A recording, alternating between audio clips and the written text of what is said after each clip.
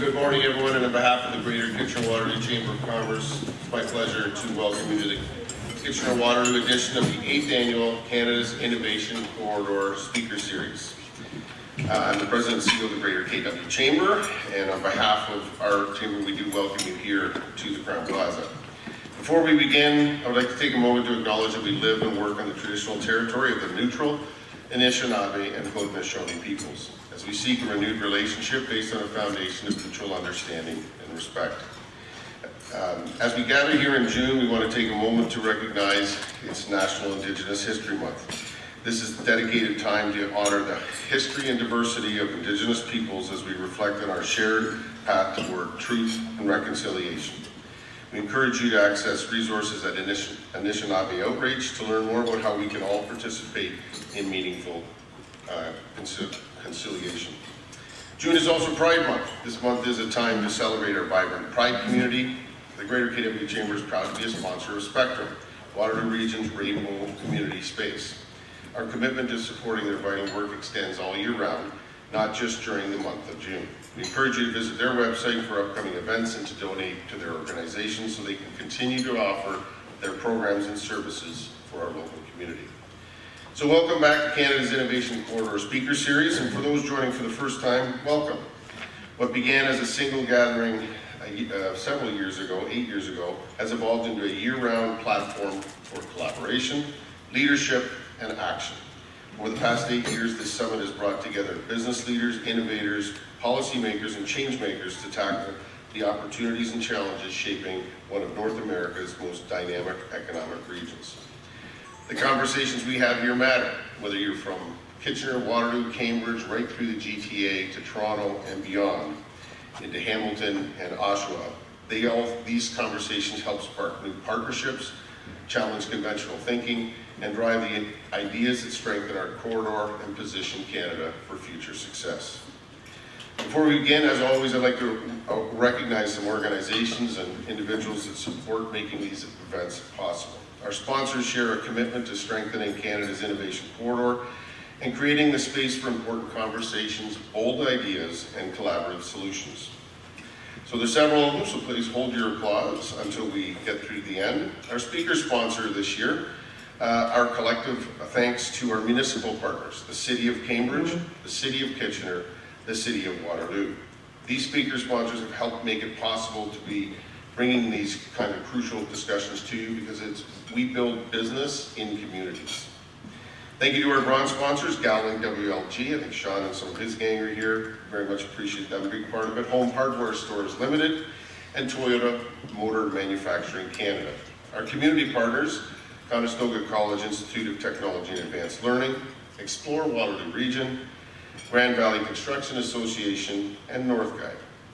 And our Corridor Business Council partners that helped shape this, the Hamilton Chamber of Commerce.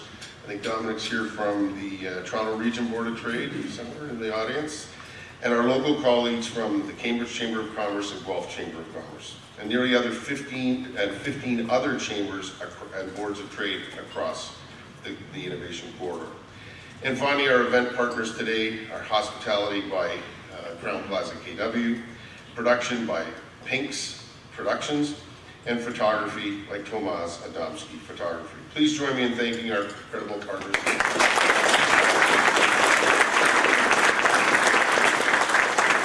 I'm fortunate to be joined by businesses from Toronto, Hamilton, Kitchener, Waterloo, and beyond, and throughout the corridor, both in person and watching virtually. We've gathered a truly exceptional group of innovators, entrepreneurs, civic leaders, and forward thinkers. A special thank you to some of our elected officials and partners that have joined us. Representing City of Kitchener, Acting Mayor Councillor Scott Davies joins us. City of Waterloo Mayor Dorothy McCabe, I saw her somewhere, don't know where she is. There you are. I'm in the lights here, I can't see anything. I think I saw Sue Foxton, Mayor of North Dumfries, somewhere. Township of Woolwich Mayor Sandy Shantz, thank you Sandy. MP for Waterloo Bardish Chagger, she wasn't here, so she's going to, or she's be back. MP for Kitchener Centre Kelly DeRuyter, MPP for Kitchener Centre Ashlyn Clancy, MPP for Cambridge Brian Riddell, the City of Waterloo CAO, Tim Anderson. CAO for the Township of Wilmot, Jeff Wilmer is here. And from the KW Chamber of Commerce Board of Directors, I think I see Stephanie Soulis and Roberto Villamar. Thank you for joining us, one and all.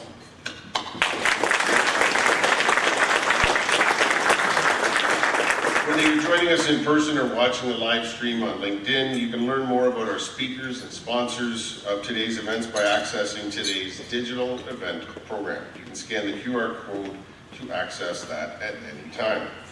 And now the honor of introducing our keynote speaker. The Honorable Vic Fedeli is a lifelong entrepreneur, serving the Ford government as Minister of Economic Development, Job Creation, and Trade.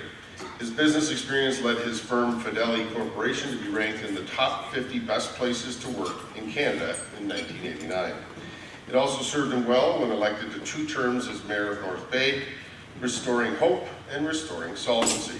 In 2011, Vic was elected to the Ontario Legislature and is now serving his 5th term as MPP for Nipissing. He's married to local humor writer Patty. You'd have to have a wife that has humor to be married to Vic. I just take a shot at Vic. And he's always seen in one of his trademark yellow ties. I didn't have one. I told your staff I was going to wear one, but I don't have one. Please join me in welcoming the Honorable Vic Fedeli.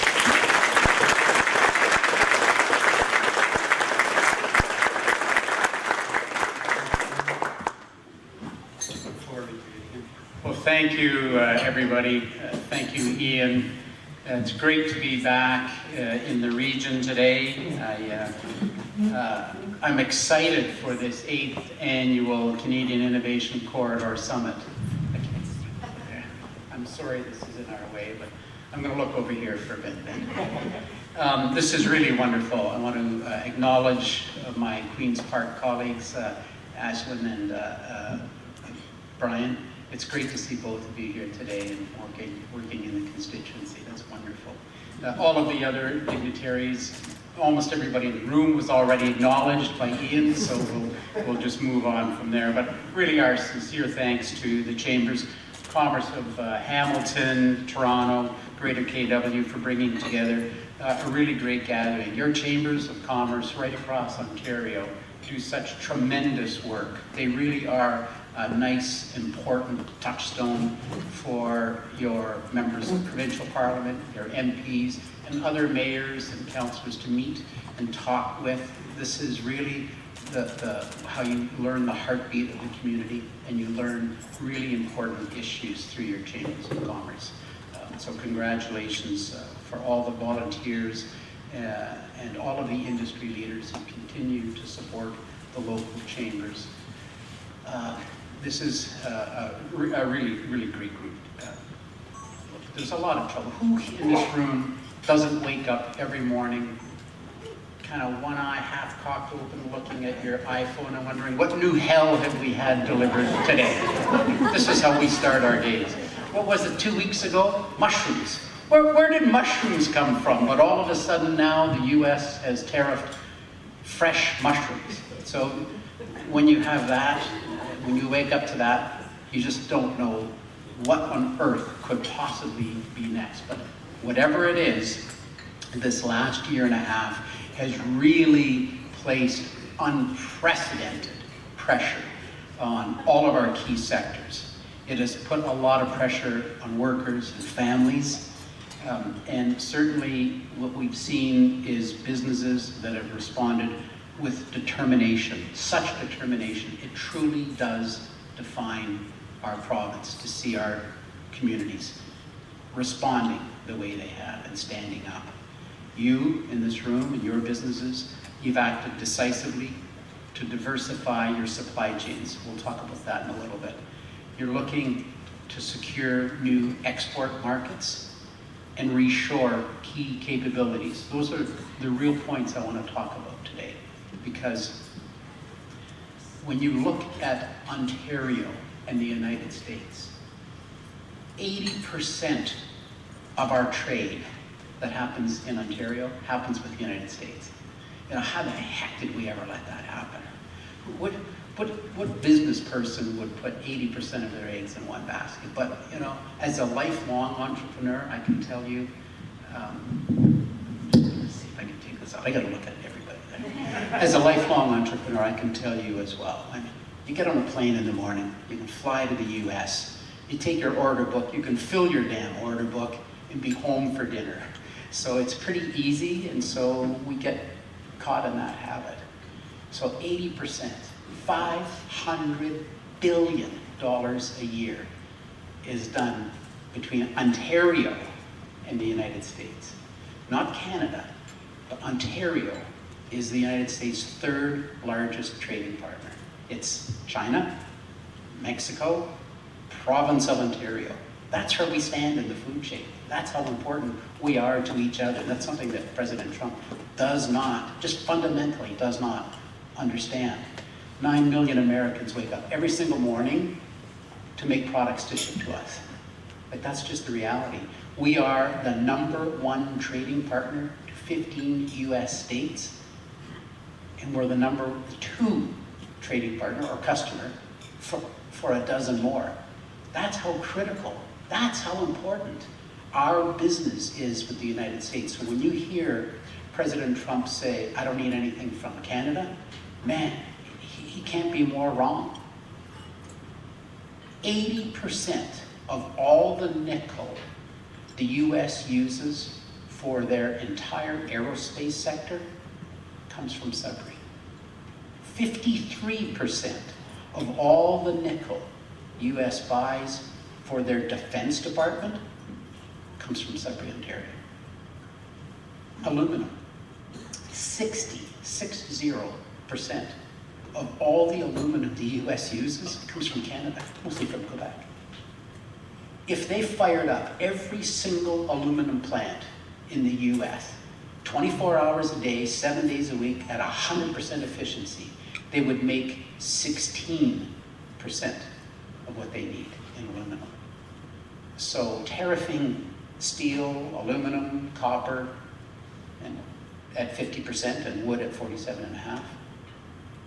So all it's done is made the price of US goods more expensive.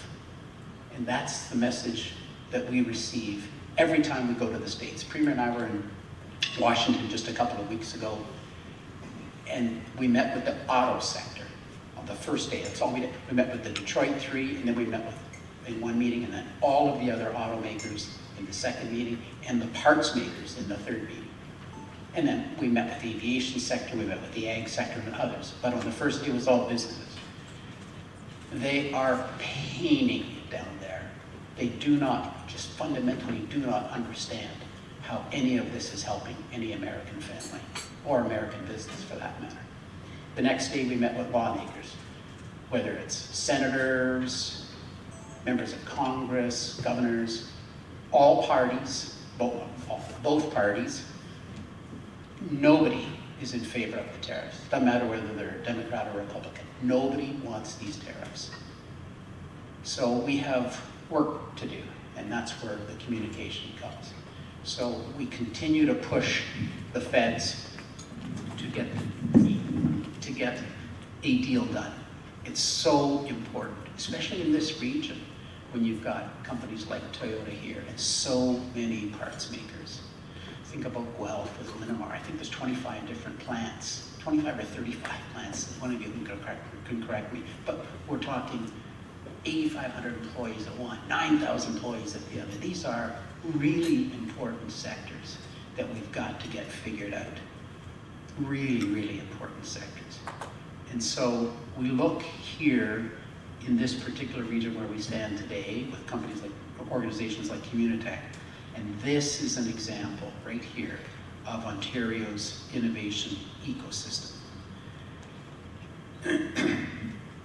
We encourage the federal government, I think it's in their own words, who are advocating for a, quote, return to reason. That's what we need. We need to understand the roles that we both play and how intermingled we are from both sides of the border. But again, I tell you, we know, no matter where we go, exactly how unpopular these tariffs are. And that's why we have signed different partnership agreements, very historic economic agreements with I think South Carolina was just last week by the Premier. We've signed them with Pennsylvania and Maryland, New York, Michigan, and so on, especially the states that are closest to us, where we can begin to trade with each other's governments, allow each other's companies to do trading with us. These are special operating agreements that we have. And we also introduced something in Washington a couple of weeks ago called Fortress North America. And it's really talking about putting a ring fence around our North American industries. So whether products are made here in Ontario or in the US or Mexico, that we deal with each other. And that means Toyota and Honda, who make cars, whether they're international companies not included in North America, but they build here. That includes companies that build absolutely everything here, because we need all of those jobs to be protected. I can tell you that we're never going to move away from that big 80% number of our trade. Think about that for a second. 80% of all of our trade is done with the US. That leaves 20% for the rest of the world. 80% is 500 billion, 20%, 125 billion. We do about 25 billion, just a bit less, with the UK, but it's gold. So that's, you just have to remove, it's one product. Our exports to the UK, other than gold, are very small. Our imports from the UK as well, 2-3 billion. So we have to remove that as an example, because it's a one commodity. So that leaves $100 billion for the rest of the entire world. So moving that number, whether we, even somehow magically doubled our trade, it's still only going to be a dent in that 80% US. So we've got to acknowledge that despite our resilience and our fight, that we're still going to be trading with the US for the next 200 years, hopefully, as well. But in the meantime, we have to take some very bold action. And the action is twofold. Number one, we mentioned earlier about onshoring and doubling down on what we build here. And this is a really good example. One of the plants in Ontario, one of the steel plants in Ontario makes tin. All of the tin, 100% of it, hundreds of thousands of tons of tin, gets shipped to the United States every year. Right now it's tariffed. Gets all shipped to the United States. They make tin cans and ship them all back to Canada to use. That's a lot of weight going down and a lot of dead air coming back, because we don't make tin cans here. Well, in one of our recent missions to France, we worked with a company, Missili. It's a third generation family company, beautiful company. They are now building an $85 million plant in Brantford, to make tin cans here, so that 100% of the tin from that steel plant will now go to the can makers, the tin can makers here. That's what Premier Ford talks about. Every nut, every bolt, every widget that can be made here should be made here. There's no reason in the world. We have that expertise. We use Toyota as a great example. People ask, why Ontario? We tell them it's the talent, it's the people that we have here. Yes, we graduate 95,000 STEM grads every year. The OECD tells the world that we are the #1 most educated employees in the world. But you look at Toyota. We use this in every single speech. Toyota, for 23 of the last 25 years, has been named the #1 auto plant in the world. That's an astounding fact. Not the #1 Toyota plant, the #1 auto plant in the world. That tells the world that we know how to make things in Ontario. And I tell them every day when we're around the world. We make one of everything, basically, here in Ontario. Planes, trains, automobiles, chips. whether it's computer chips or potato chips. We make one of everything in Ontario because of the talent, raw talent. And Toyota, right here in our backyard, serves as an absolutely great example of what we're talking about. We had 85 missions. Our ministry had 85 missions around the world this last year to 31 different countries. Many of your companies would have come on these, where our ministry buys a large stand at the air show, Farnborough or Le Bourget, and we subdivide it, sell off pieces of it to companies so that they can afford to be there. We subsidize those costs, we subsidize their travel. Those are really, really important. And out of those shows that we went to, we saw the companies earn $120 million in export revenue just from those shows. And that leads me to tell you a little bit more about our own export numbers. You know, the Premier says to me, buddy, you got to start exporting more outside of the United States. And I tell him, Premier, that's what we've been doing. For 8 years, we've been building this. Our non-US exports are up, since 2018, are up 75%. That's how much we've been growing around the world. Last year alone, in this post-Liberation Day world, our non-US exports were up 28% just last year alone. So what we're doing around the world is really having an effect. It's really working. In the ASEAN region, Philippines and Malaysia and Indonesia and such, there's 14 countries there, 120% increase in our exports. We've opened 2 offices there, one in Singapore and one in Bangkok. 120% increase in our exports there. 94% increase in our exports to South Korea. Spectacular change of what's happening. 88% in India. I remember the very first trip, 2018, I got my briefing note. Now at the time, I'm only on page 2. I'm getting the signal already. Well, I got, 16 more pages, but I do. Well, 13 more pages, sorry. I'll end. I do have to tell you about India. I remember at the time we were doing $400 billion a year with the US. It's now up to 500, as I mentioned. 400 billion with US. I'm going on the first trip to India, and I'm reading the briefing note. It says, our trade to India is 400 million. I said, oh, it's a country of more than 1 billion people. It must be a typo. But it's not. It was not a typo. That's how neglected our market was with India.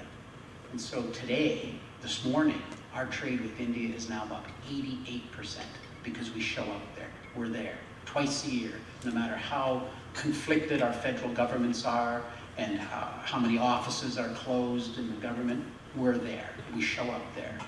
And they acknowledge and admire the fact that we are there to tell them how important our trade is. Since I have a couple minutes left, on page 3 now, I will tell you, no matter where we go around the world, we hear a common theme. They tell us, in all this troubling world, with Russia's illegal war in Ukraine, the war in the Middle East, China, and this huge mitt that they have over our supply chain, where they've weaponized critical minerals, held them as hostage, those minerals. In all of this darkness that we see, they look across the ocean and they see this one bright light, this beacon of hope, and that's Ontario. They tell us this. I'm telling you, I've been to, in the month of June alone, so far 8 countries, about 30 countries this year. We hear it every single place. You look to Ontario, it's reliable, it's stable, we follow the rule of law, it's a dependable jurisdiction, but mostly they use the word predictable. You can get up in the morning, look at your phone, and not have to worry about the rules of the game have changed in Ontario. And as a result of that, we've landed an unprecedented $222 billion worth of new business in the province of Ontario. Last year alone, 750 companies invested $35 billion in Ontario, and those companies alone hired 64,000 people. That's what's happening in the province of Ontario. Cut through a lot of the noise and get down to the bottom line, is that Ontario is open for business, and Ontario is where business happens. If you want to see the other 13 pages, we can do it at another time. Thank you.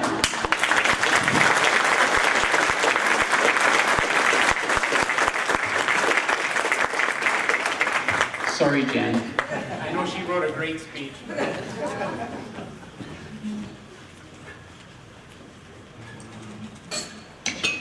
Yeah, she is. Yeah, there's no question about that. I'm going to have to only use one of the many jokes I had up here, but I want to thank you for joining us for Between the Ferns episode today. Thank you for coming back to KW. We know we had a roundtable a little earlier this morning. When we look to this conversation and all of the Chambers of Commerce and Communities, right from East Toronto right through to this end of the corridor, and through Hamilton and Burlington. It all started 8 years ago. Jan De Silva and I, was the president of the Toronto Region Board of Trade, but from Kitchener originally, and understood the connection between both ends of the corridor, the common employers we had from tech to manufacturing, and the importance of this region to not only Ontario's economy, but Canada's economy. So, and Giles Gerson and the TVIP Toronto Region Board of Trade and I are continuing to co-chair this and make sure that we're bringing these issues that some of which you've identified already. When you look at the innovation corridor as a geography, for us, it's almost a single economic region. We have to look at it as being integrated.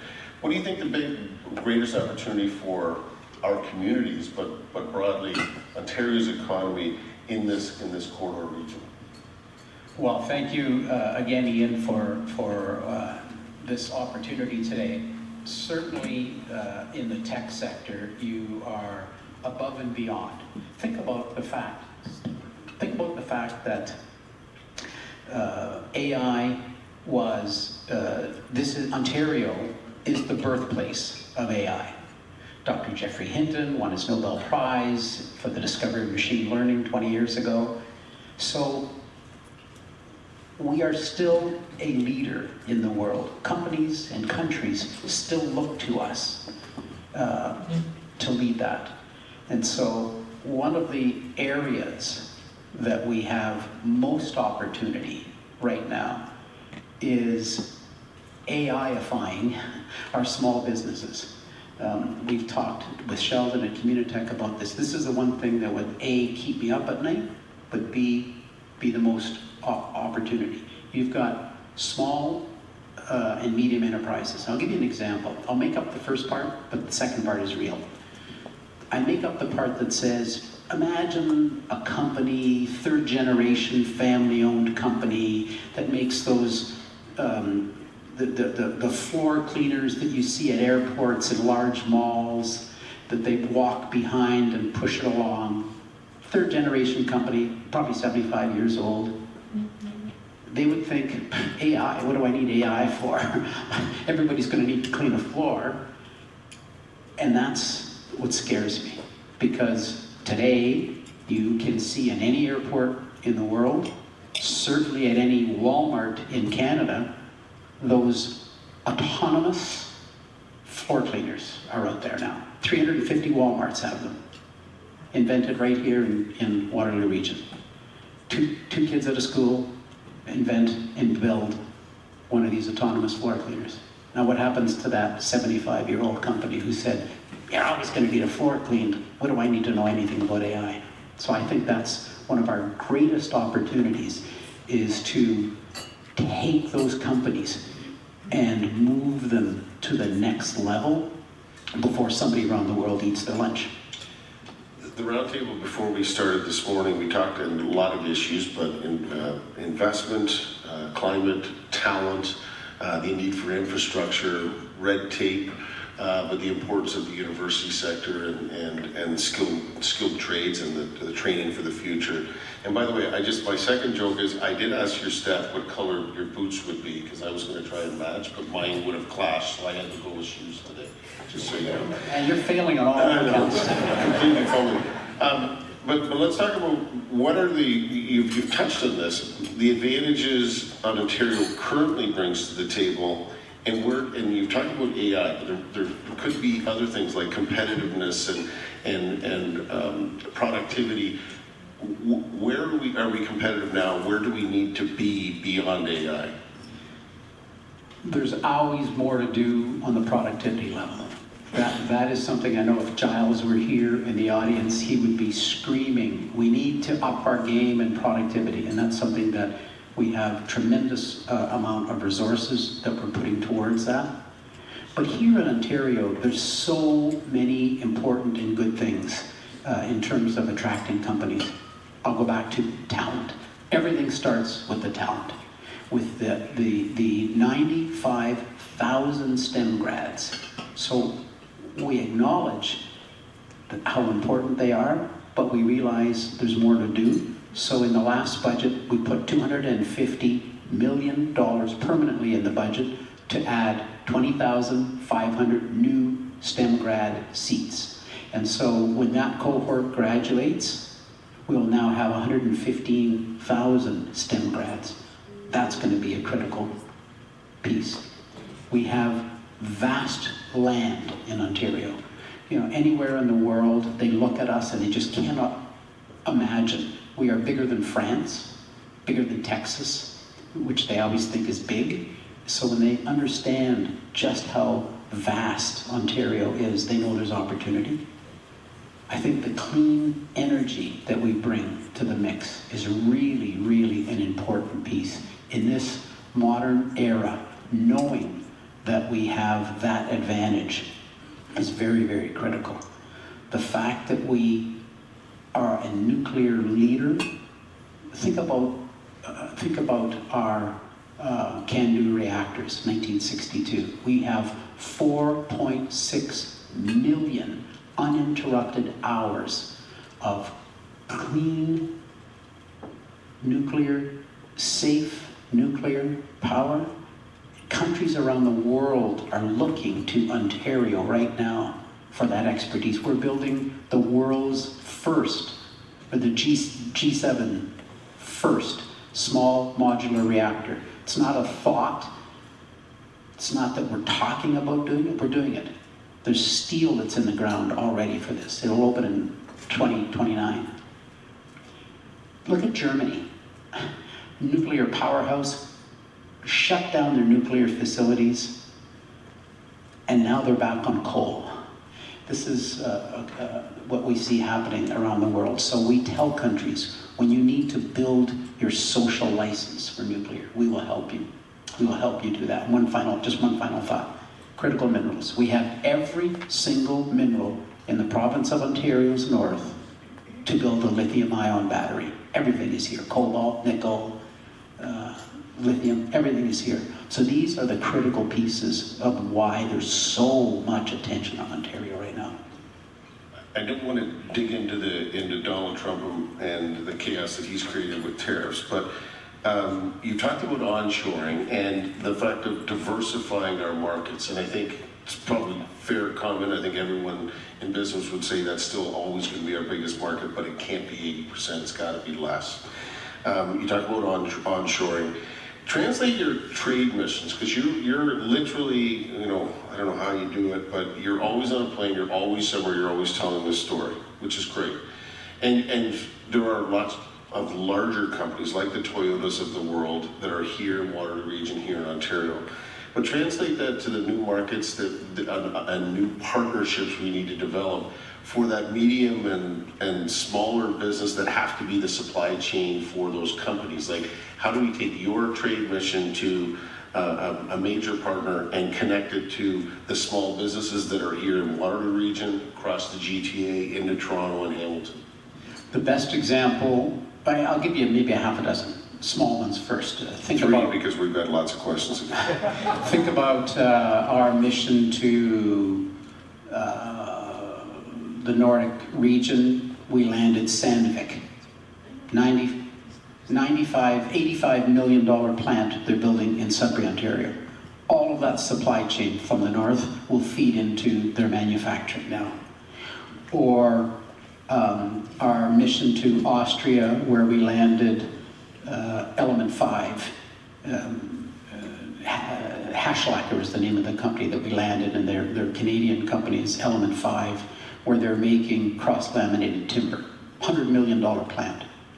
Then, our next mission to the same place, we met with the third generation owner of the facility, convinced them to build beams at the same plant, and now it's another $107 million plant. All of the companies around are feeding into that. But the biggest one, greatest example, is Nexstar, the South Korean battery plant. They plunk into Windsor, and now there are 20 different companies with many hundreds of employees each who are feeding into that plant. The same thing will happen on a very, very bigger scale, very large scale, when Volkswagen is finished their battery plant in St. Thomas. They're busy pouring concrete and such right now. All around them, the 1,500 acres that we assembled there, all will be filled with suppliers to feed that plant. They'll need cases and lids and the chemicals, all of that will be located in there. There'll be probably 30,000 employees by the time they're done. So that's an example of mission success, and I could probably give you 20 more. Okay, we heard this morning around issues like, and this is unique to Waterloo region, but it's the same in Toronto, it's the same in Hamilton. We need a new hospital, haven't had one in 65 years. He gave us some great advice of who we need to contact on that. LRT, finishing that from South Kitchener to South Cambridge. There's no way we're building the 70,000 homes we need without that sort of inner city infrastructure. We'll need 70,000 homes for the population growth we expect. We need land assembly that Tony's working on and the province is working on for the 100,000 jobs that don't exist right now that we'll need to support our community. And we have talent issues. So, and that's all critical. One of the things that businesses identified has been the movement of people and goods. And their friends from the Toronto Region Board of Trade in particular have done amazing work and studies on the importance of moving people and moving goods. So all day two-way go, we checkmarked that we're making a lot of progress on moving people back and forth along the corridor and throughout southwestern Ontario. What infrastructure investments do we believe are going to make the greatest impact on improving the movement of goods from this region to our markets? Because now it's not just the U.S. It's got to get to other, it's got to get to sea and to get around the world. What on the infrastructure for moving goods are the things that we need to work on? Probably 2 or 3 different items, I would say. The continual widening of the major highways. We see how much has been done so far and how much more needs to be done on widening those roads. The short rail, forget what it's called, tax credit, I think that's what it's, something along that line, is a really important piece to make sure that we have good rail access. Opening up land that's on the existing rail line is important. Buying rail. I can tell you, I live in North Bay. I can tell you that the province just bought a massive piece of CN line from Washego to North Bay. North of North Bay, it's already owned by the government, but that piece was missing, and so it caused a lot of problems. The province of Ontario, through their Ontario Northland, is the name of the railway, now has control not only of the track, but of the freight. That is going to make freight move remarkably well. even though it's a north-south run, think about the lumber, the timber, the minerals, all that come from the north that were being held up. That is now like freedom. After 113 years, we have real opportunity. That kind of opportunity needs to be translated continually in the South. Now, we're making $220 billion worth of infrastructure investments right at this moment. About 31 billion in just in those corridors that we talked about, 70 billion in more roads, 413, Bradford Bypass. These are all the kinds of things, the Highway 7 in this region, those are all the important areas that need to have continual investment. That's my short answer. God bless you. We talked about workforce mobility and moving people back and forth, and I think just know that investing in and even more fast, frequent, all-day, two-way GO service is important. That the LRT and for kind of connectivity so people can get from where they are here to the GO train and to Toronto without having to get in a car, really important, as well as housing. And the roads investments are important if we're going to move goods, because that's usually the last mile, and so that's really important. But as we talk about the talent of the future, and we're so blessed in this community, we had some friends from U of W and Conestoga here today, and Laurier. One of our greatest strengths is the post-secondaries. It's how we're getting skilled trades for Jeff and the construction sector, and all kinds of healthcare workers, but also the AI and the technology, all of the brain power that's going to fuel our economy of the future.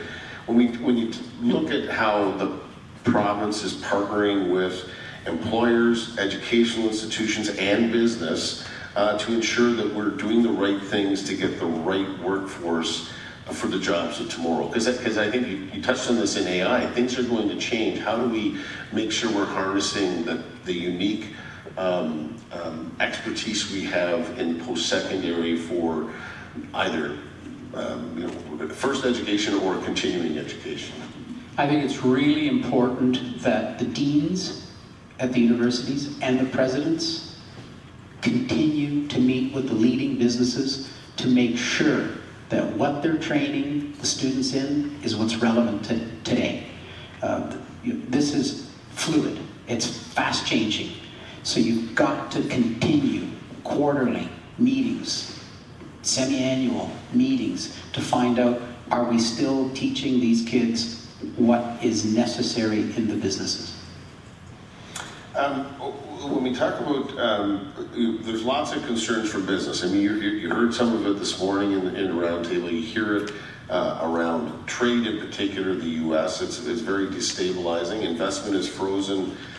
Tony would probably agree on foreign direct investment, even for businesses. And I see some of our friends, Corey and others, who are doing the business expansion part of that. A lot of that's frozen because people can't make decisions and invest capital when they don't know what's going on. But when you try and look at how we respond to the whole government response to saying there is a path forward, whatever happens in the U.S., it does, in your remarks, everyone agrees need to get it done, but no deal is better than a bad deal. We have to get the right deal.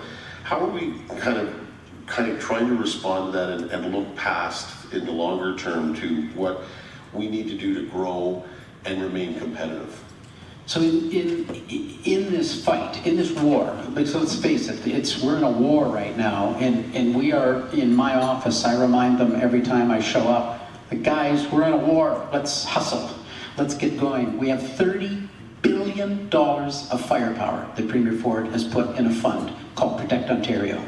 And it's not just a loose term, Protect Ontario. 150 million of that right now is being deployed to businesses through the Ontario Together Trade Fund. Many of your businesses here in the whole corridor that you're talking about have applied successfully to that fund. They have to do one of two things. They need to have been reliant and dependent on U.S. trade and affected by it.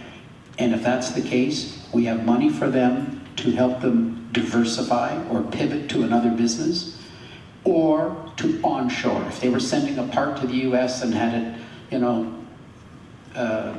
bronzed or whatever, and then sent back.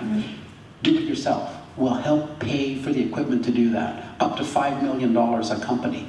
And so of that $150 million, about 127 or 132 million has been deployed and is active in those businesses right now. We have another fund, Trade Impacted Community Program. That fund is also being deployed around Ontario to the communities that are most affected by the trade war. It's $40 million and it's for municipalities, communities. Those are some of the very quick ones. Then on the bigger scale, there's $1 billion, out of that 30 billion, there's $1 billion that's for the big guys like Algoma Steel, where we've given $100 million as a marker. But what we're really doing is helping them move away. Can you imagine? I'll just give you a quick side. In the city of Toronto right now, there are 220 active construction cranes. That's what's happening in the city of Toronto. They have more construction cranes in Toronto than in every other major US North American city combined. There's never been another city that's had more than 60 construction cranes at any one time. So why do I tell you that? First, it's an impressive fact. But secondly, there's a boatload of I-beams being bought. We don't build I-beams in Ontario. Well, if we can put our share of money in, the Fed's share of money in, and Algoma's share of money in, we're going to build I-beams in Ontario. It's $1 billion, but we're going to build I-beams. We're also, and that's going to save them by diversifying and making a product that's in huge demand. And secondly, with Algoma, out of that fund will be another $1 billion that's necessary to build plate steel used for shipbuilding. It's a different kind of steel than they make today. For shipbuilding and for armaments, like labs, armored vehicles, tanks. Those are the two big shifts that we'll make in a company like Algoma. So that money, that $30 billion is our answer to your question. I want to congratulate the two of us. We've united our staff who are viciously waving their arms that we're way over. So congratulations, they've become best We haven't friends. started yet. I know we have. We've only got 7 more pages of questions. I'm just kidding. Last question before I know you have to go to do a tour. One of the strengths of Canada's Innovation Corridor is through all our communities, Toronto, Hamilton, GTA, Guelph, right through to Waterloo Region, is the ability of municipalities, business, educational institutions, and governments to work together. And I think you heard about that this morning, whether it's foreign direct investment in Waterloo EDC, whether it's the municipalities, Waterloo, Kitchener, Cambridge, and the townships doing their economic development locally, and the region coordinating, broadly along with WEDC. So that's really important. But we think we're doing well in that. How do you see effective regional collaboration when you're in Queen's Park and you're getting the same sorts of, you're asked to come to events like this and other parts of the province? What looks like success to you? Are we doing the right things in order to make sure that you're able to you got limited resources, you need to make investments. Is this a good place to make a bet? The way we've structured things and the way that are we showing the results that warrants further investment? Well, I think the example I'm going to give you is a proof point that you're doing the right thing. So we've just developed a defense industrial strategy. And what are the key components? The next step is to meet with communities, municipalities, the stakeholders, the defense industry, chambers of commerce. All of these groups are exactly the groups that we've outlined to meet with. Our regional innovation centers, like Communitech, that we have a dozen or 17 of them around Ontario, they're exactly the ones who are listed, who are going to feed in information so we can present the finalized defense industrial strategy before the end of the year. Because around the world, there's going to be $6 trillion being spent in defense. Ontario, already a leader in that.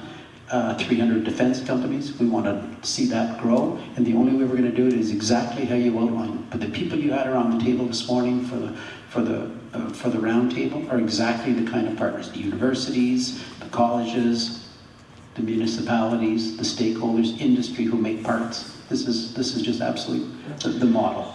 Listen, Vic, we didn't get a chance to record Business to Business on 570 News on Sundays at noon, but we're going to do that because that's my sidelight gig. We will have to have you back on and have further conversation. Thanks so much for joining us today. I know you're off to do some tours with Tony and some others here in the Regional Waters. We'll let you get anyway. Thanks so much for joining us today. Thank you very much.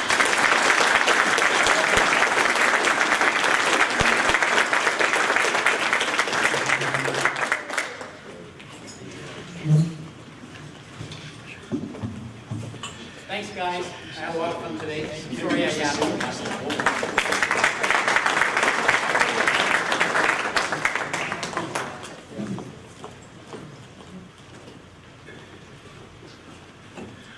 Well, thank you, Vic, and I really do appreciate you taking time out of your busy schedule to join us. I would like to invite Michelle Sin, CEO of Explore Waterloo Region, to the stage to bring some brief remarks and thank the Minister. Michelle.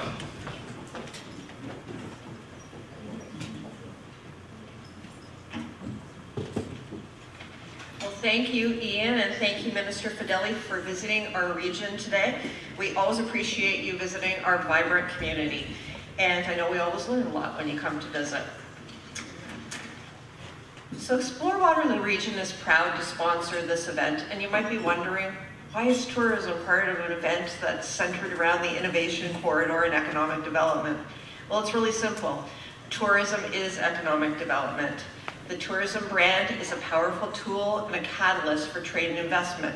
People might come here for a weekend getaway, a sporting event, or a meeting, and they might like what they see here, choose to move here, or send their kids to school here. Tourism is big business in our area. It's a competitive business that doesn't just happen. It requires strong strategic marketing and collaborative partnerships to really make it work. And some stats that might surprise you. In Waterloo Region, we get over 5 million visitors a year, and last year's tourism revenue was $999 million, a full 10% over 2024. And that beats the national growth average of 4% by a wide margin. Explore Waterloo Region, my organization, is the official sales and marketing organization for the area.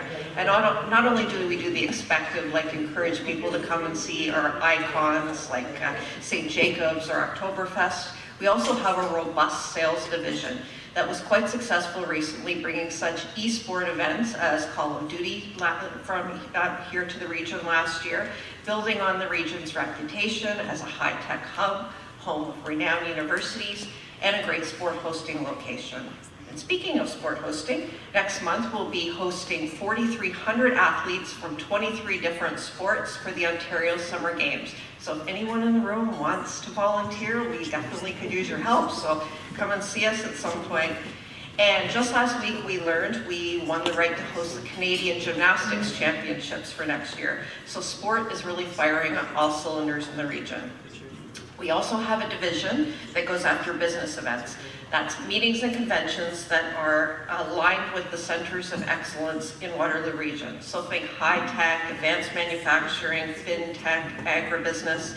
This is where the alignment with economic development really comes to life. And the meetings and conventions we win for the region, we're able to showcase our best and brightest in those industries to the best and brightest from those core industries. So over 90% of the visitors to Waterloo Region actually come from the GTA. So the innovation corridor is very important to us as well. It's a target market for leisure marketing and a sales target for both sport and business events. And now I have the privilege of introducing our next speaker for today's program. Darrell Bricker is the chairman of Ipsos Canada. And prior to this role, he served as the global CEO of Ipsos Public Affairs for 25 years, leading the organization's public opinion and social research activities worldwide. Before joining Ipsos in 1990, Dr. Bricker served as Director of Research in the Office of Canada's Prime Minister. He also worked as a research consultant in firms in Ottawa and Toronto, building expertise in public opinion and political research. Dr. Bricker holds a PhD in political science from Carleton University and both a BA and an MA from Wilfrid Laurier University. He has been awarded an honorary Doctor of Laws degree by Wilfrid Laurier University, which named him as one of their top 100 graduates in the last 100 years. Wow. Daryl has authored several national best-selling books. He is a sought-after public speaker and has appeared on television and radio on all Canada's major national networks. I actually saw him last night on the news.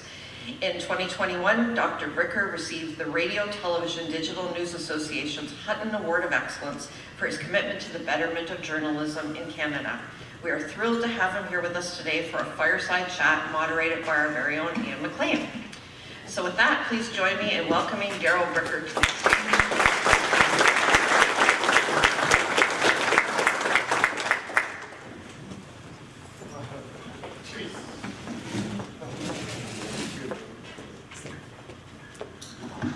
So before we get started, yes, I am a KW boy. Went to high school in Cambridge, actually Galt, Glenview. I got my start into the world of what I do at Wilfrid Laurier University. I think, is Deb here? Clatchy from Wilfrid Laurier? She's not here today. Okay. So yes, my dad's from Kitchener and my mom's from Galt. So this is, I live in Toronto now, but this is where everything started. So it's always great to be back in KW. He's lying if he says he was just coming to see his family and friends. I actually promised him golf this afternoon if he came to do this, so we're going to do that. But thank you, Michelle, for the introduction, for Daryl, continued support of the Innovation Corridor Summit, and a great partner of all of the business community, especially the Business Economic Support Team of Waterloo Region, which are the two chambers, Communitech, Waterloo EDC, and Explore Waterloo. And not dissimilar in Toronto, we all have these connections of bringing the folks together for the important conversations that matter. And hospitality and tourism in every one of our communities is important. Listen, Daryl, we got lots to cover. We've known each other for a long time, probably since back in the Mulrooney days, I think is when we first met. My dad was a member of Parliament. You were working in the Prime Minister's office, I believe. We've golfed together lots. We both have twins. I'm an identical twin. And I'm a fraternal twin. One of us is smart and has written books and provided insights to audiences nationally and globally. And I will just say, you'll have to guess who, but business to business, we're threatening to syndicate this across Canada. So, but great to be here, to have you here with us today. So let's and we're gonna kind of move around a little bit, but I think as opposed to being in details of the summit, I think this is applicable to all of the province as a whole, and frankly the country. Some of the trends you're seeing, the importance of what we do next is going to matter for the next 20 years. So when you look at the Ipsos data that you're looking at continually, what are the challenges, the biggest challenges beyond the ephemeral, like the trade issues, but what are the biggest challenges you think Canada faces, Ontario faces, and what are the opportunities in the next decade? Okay, so when you go out and you ask people on surveys, what are the big issues that are confronting you today? The number one issue is inflation. And that's not just in Canada, that's globally. And when people say inflation, it's not because they're looking at the business pages and they're saying inflation is up this month. It's what they experience every day when they sit at their kitchen tables or look at their iPhone, or they go to the grocery store. All the things that go into their day-to-day lives all seem to be getting more expensive, and they don't feel that their ability to pay those bills is keeping up. So that's the biggest issue. What feeds into that, I think in Canada more than you see maybe in some other countries, although you do see this in other countries too, is the affordability of housing and people to have access to housing. Following that, it's usually healthcare in Canada, depending on provinces that you go to, but definitely in the province of Ontario. When people are talking about healthcare, they're not necessarily talking about the quality of the system and what it delivers. What they're really talking about is their ability to access it in a reasonable period of time. Now, everything that I've just said to you, everybody knows in your day-to-day lives. If I went out and did the survey with you, you would probably be saying pretty much what your neighbors are saying. But when you look at the bigger issues that are really confronting Canada, And I just wrote a book with John Evanson about this that came out in October called Breaking Point. And we identified 2 big breaking points in the country. One of them is the national unity issue. And we're sort of sleepwalking into what could be a very difficult period on the national unity issue as we move into October with the referendum in Alberta and the election of the PQ government in the province of Quebec that has promised to have a referendum in its first term, but also the one that you probably confront most directly day to day, which is the cleavage that exists between how older Canadians are doing and how younger Canadians are doing. So for older Canadians, the Canadian Promise is mostly paid off. They had all the good jobs, they have all the nice houses, they have all the great pensions, they've had a really great life, but their kids are really struggling. And their ability to do everything that moves somebody into adulthood, from moving out of mom and dad's home to moving into their own living arrangement, into their own relationships and starting their own families, have all been delayed. And I'll just give you one statistic. If you walk away with this, it'll be something that you'll remember, and I'm sure you will repeat at some point. Half of the people who are between the ages of 18 and 35 in the city of Toronto live with their parents. And I would assume that the number is not that far off in KW either. Maybe it's 10% lower, but it's still a huge number. And this is people just not being able to afford to be able to move into that next stage of life. And the knock-on effects of that are considerable. Well, when we talk about the Toronto-Waterloo corridor, and that's again, as you've In heard. Waterloo, you talk about the Toronto to Waterloo corridor. Toronto, they probably don't. No, but this is why that I've continued the relationship. And by the way, they're wrong. No, They're wrong. well, but no, it's an important discussion, and now that you brought it up. Notice I said they, because I was including us, me, and us. When I started in the chamber 17 years ago, I would twice a year call the president of the Toronto Region Board of Trade, well, the Toronto Board of Trade at the time, and say, hey, we got common interest, why don't we have a coffee? For the first 3 years, now, I'm liked, I'm just not well liked, so it never occurred to me that there was any other reason that they never even got the courtesy of a phone call. Like, Toronto was its own universe, didn't care about anyone outside. And until Jan De Silva was appointed at the Toronto Region Board of Trade and said, hey, you know what, this corridor is really important because of what we have here. It is true that there was no innovation corridor that Toronto thought about. And I think Giles and the team there understand the importance of the connection between this and the unique things that we have. But I do think when we think about the innovation corridor, we think about it at least, what are the ingredients? And you talked a little bit about this. You've got talent, you've got, there's a lot of pieces that go into it. But for an innovation ecosystem, so you do global polling, so you see innovation in districts in Europe and Asia and obviously the US. What are the things that are in common that make these types of regions successful, and where do we need to improve in Canada? Well, one of the biggest trends that's happened over the space of the last 100 years is the huge amount of urbanization that's gone on everywhere in the world. So it's not like somebody decided to create an innovation corridor in this area. The movement of people did it. That's basically what happened. So in Canada, back in the 1920s, about half of us lived in a rural, small town environment, and half of us lived in a more urban environment. Today, that number is about 80-20. And one of the fastest growing parts of the entire country, I don't know if it's still, I've seen lists in which Kitchener-Waterloo is the fastest growing community in the country, and it rivals Kelowna and a couple of other places. That's the thing that really drives innovation, is the movement of people. And people have moved here. I mean, we've had difficulties, I think, in KW, but also in Toronto and other parts of the corridor, accommodating all of those people and building the infrastructure to be able to deal with all of that growth. Now, one of the things that's going to be happening is that's going to be slowing down quite rapidly. And you're already feeling it. And that's because temporary foreign workers and particularly international students who've been coming to places like KW that's going to be curtailed. It's going to be a narrowing of the group that's going to be coming to do that. So maybe that'll give you a bit of a chance to catch up. But basically, I think what's driven innovation more than anything, because innovation only takes place up here, it's people's brains that cause it to happen, is because so many people have decided to live their lives and place a bet on Kitchener-Waterloo and this area, this bigger region, being one of the best places in the world in which to live. It's not the same in other places. I mean, you can go to places like China, they have an export of people. China, I always find it funny when people talk about China as though, you know, it's this huge economic powerhouse. Vic had the number, he was off by about 500 million. The population of China is about 1.4 billion, but it's now the second most populous country in the world, and it's going to lose half its population this century.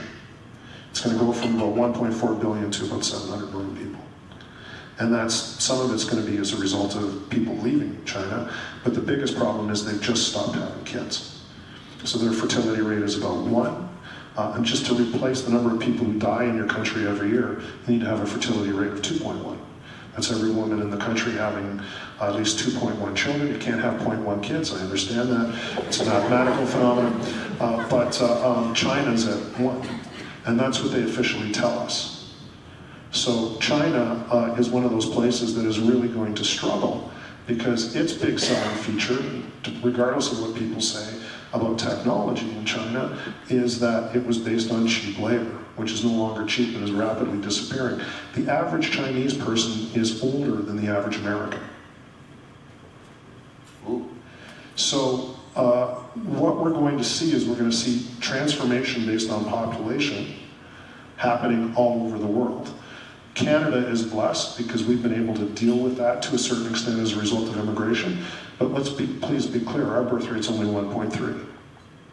Historic low. And the baby boom is aging rapidly, and the next group of people coming along isn't being created in this country. So we're gonna have to deal with that. And I think it's fair. Our friends from the Immigration Partnership are here. We in this part of the world, we already know that in certain parts we have skill gaps or skill shortfalls. We're lucky to have U of W and Laurier and Waterloo who are giving those skills to the people we need. But I don't think there's any path forward that doesn't involve immigration. Now the problem is that when you have 2 years where there's 2.5 million people over 2 years that we didn't plan for, and wonder why people get annoyed that there's no healthcare, housing, social services, and there's a backlash.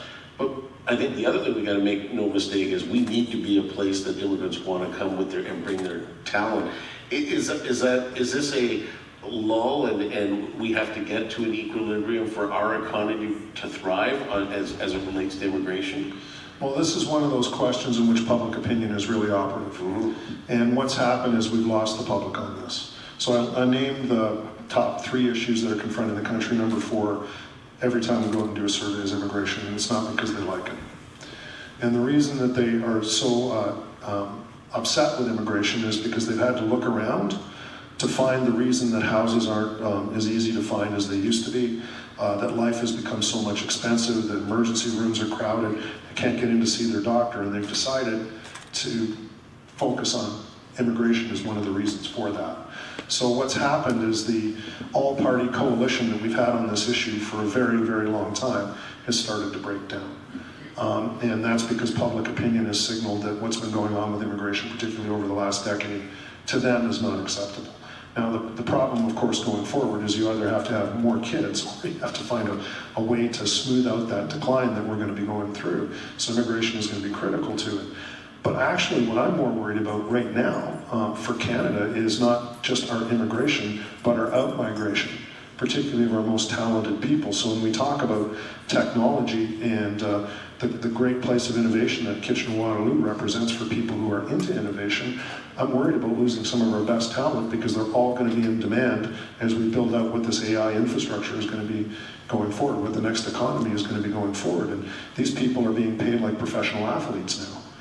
And they're going to graduate from the University of Waterloo, or they're going to graduate from Wilfrid Laurier, and they're going to be in pretty high demand. So the question is, how do we make this the best place for them to decide that they want to start their families and put down roots and contribute to a community, and particularly contribute to our economy and the innovation in our economy, because I think it's going to get tough. So if you think about broadly Canadians, but in Ontario, about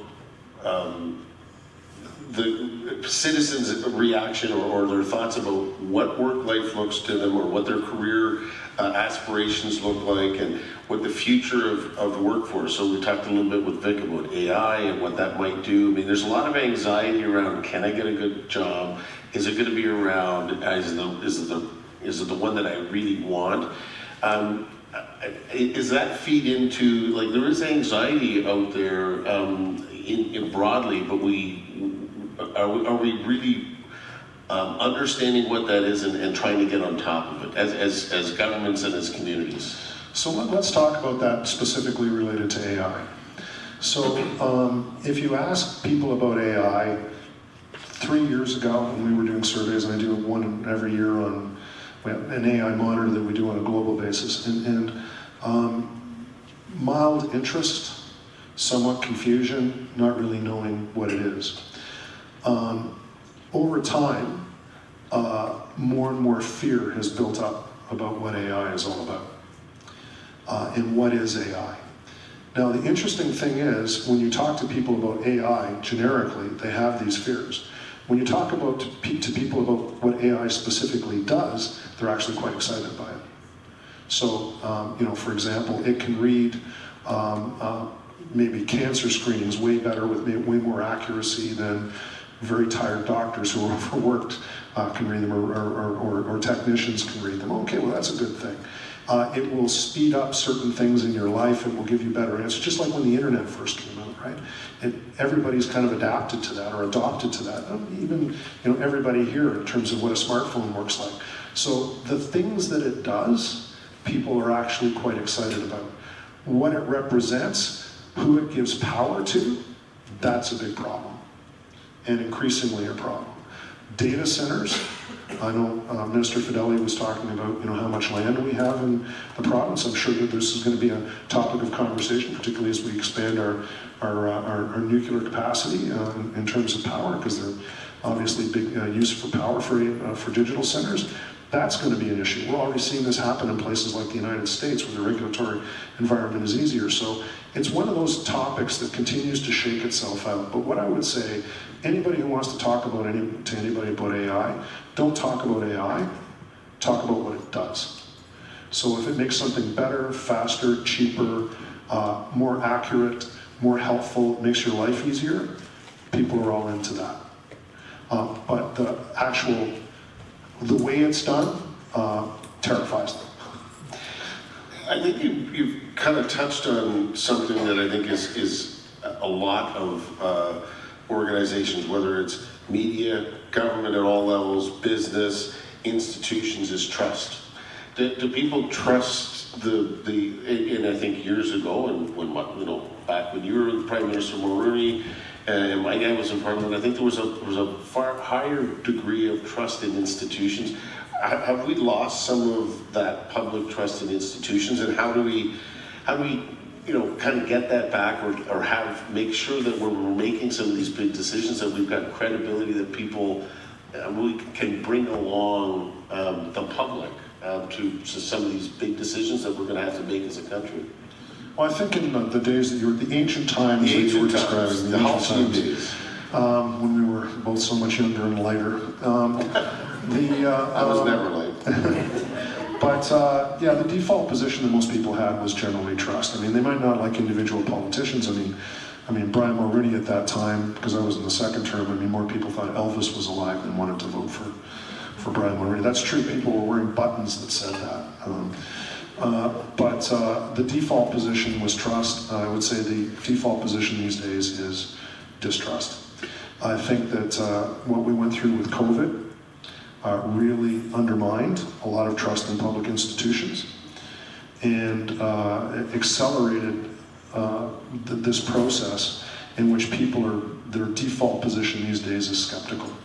Now, the way that you get through that is basically by promising appropriately, delivering as you promised, and building up trust over time. It's the only way that you can do it. But it first of all starts with building some knowledge of who you are and what your motivations and all the rest of it. I mean, the first stage of any building of trust is awareness. If people don't know who you are, they can't trust you. That's why any politician who's running for office, you're running for mayor again, if they don't know who you are, they're not going to vote for you. And that's why incumbents have such a huge advantage, because they at least have good name recognition. So you have to build awareness, and then after that, it's okay, well, what do you stand for, what do you do? So now I know who you are, what are you all about? And then the next stage after that is, once I'm aware of who you are and what you do, am I prepared to listen to what you have to say? Am I willing to give you the benefit of the doubt? And that's the best that trust can be now. That they're at least willing to give you the benefit of the doubt to hear your point of view. So that is an ongoing process of building awareness, making certain claims about what you're going to do and actually delivering on them, and that's what you have to do, and you can't take it for granted. The default position these days, I would say, is distrust.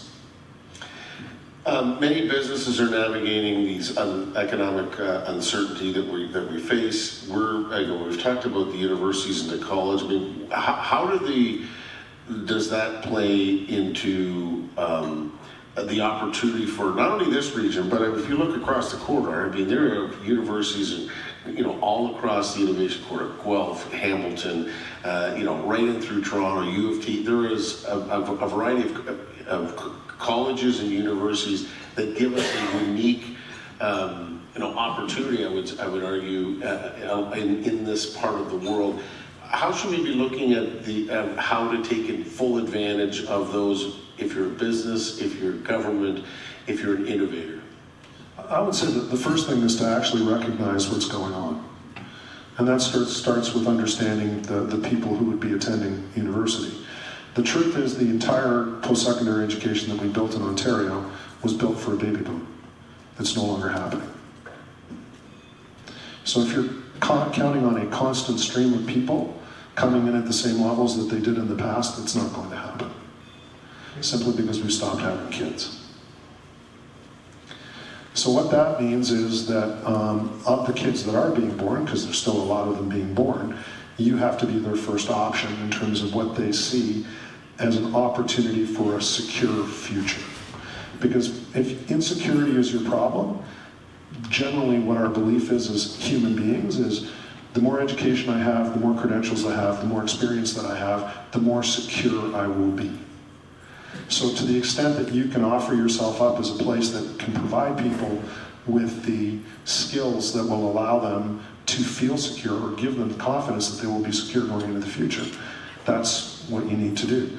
I'm not going to talk about faculties, I'm not going to talk about courses that you can take or whatever, but that should apply to everybody. Now, some people, that might be technology they want to get into. Other people, it might be critical thinking that they want to get into. It just depends on the individuals that you're going to be dealing with, but there's going to be a competition over those folks who are going to be coming through the system, because over time that number is going to be going down. I mean, in 2016 was the first year in Canadian history in which we had more people 65 years of age or older than under the age of 16. And that gap keeps growing every year. So just let's pick a little bit at the changing demographics. I think it's really important. I mean, we're aging, you talked about the young and the old and the gap in issues.